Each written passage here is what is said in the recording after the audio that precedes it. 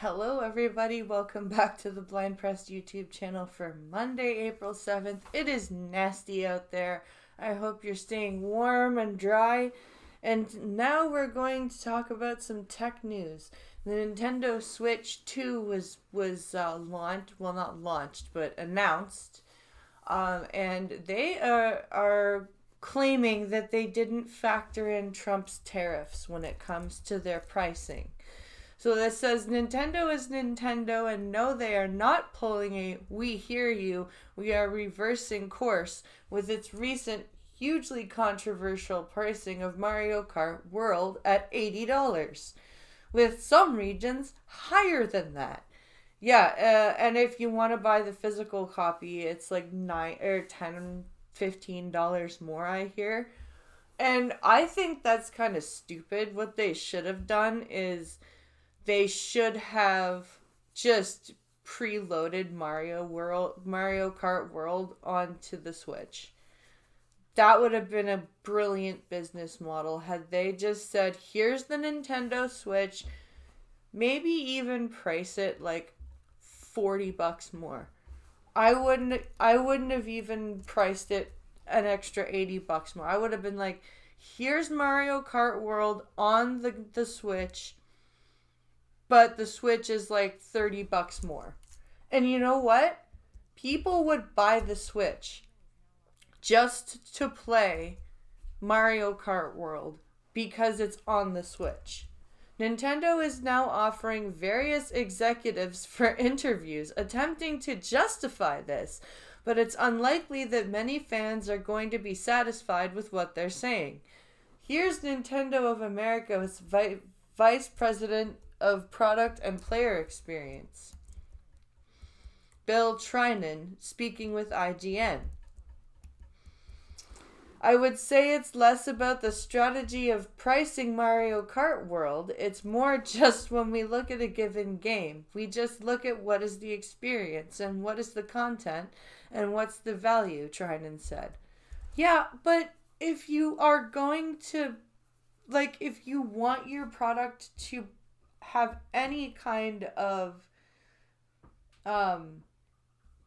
competition with PlayStation and Xbox, with their cloud ability to now play on your mobile devices without having to buy any extra like PS Vita or whatever,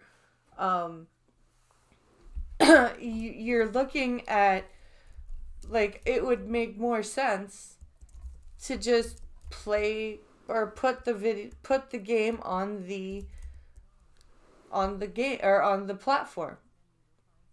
Quote, "But honestly, this is a game that is so big and so vast, and you will find so many little things in it to discover.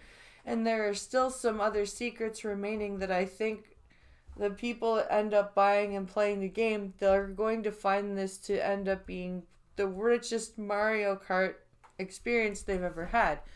Yeah, but nobody wants to pay $80 for it.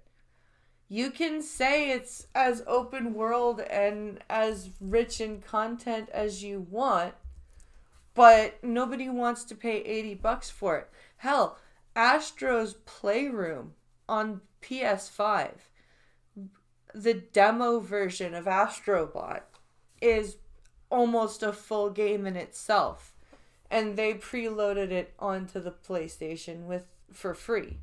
So, why can't you do that with Mario Kart World and showcase the game as well as the Switch's features? Why can't that be your launch game?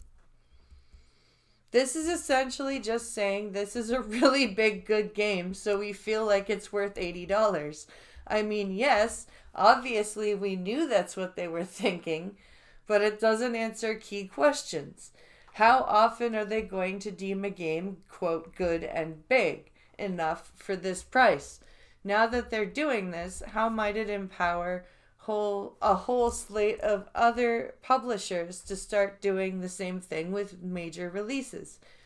No, this may not be a blanket increase to $80 across the industry, but it's crossing a line all the same. It is. like $70 for a game was outrageous enough.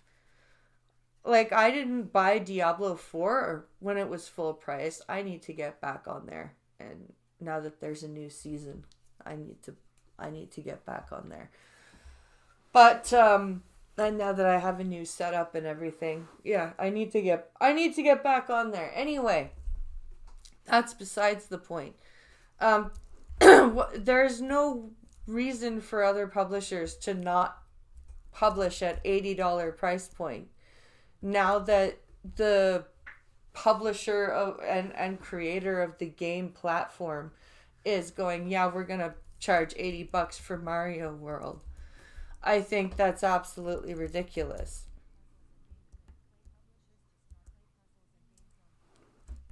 And that's there's a separate interview with Doug Bowser at Wired where he also addresses the big question that's been addressed this week or asked this week about how Trump's new enormous tariffs might affect Nintendo Switch 2 pricing. Some believe these tariffs may have already priced into the high $450 price ahead of time, but that's not true. $450 for that little thing? Yeah. Jesus Christ, and my oldest is gonna want one. If as soon as he finds out it one exists, he's gonna want one. Fuck that. 450. That is almost as much as the PlayStation 5. That is ridiculous.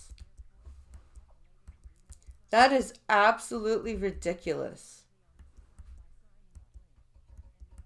I am I am floored.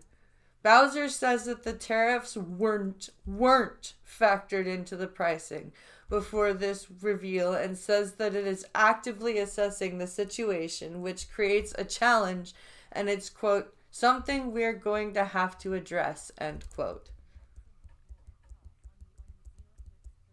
That is,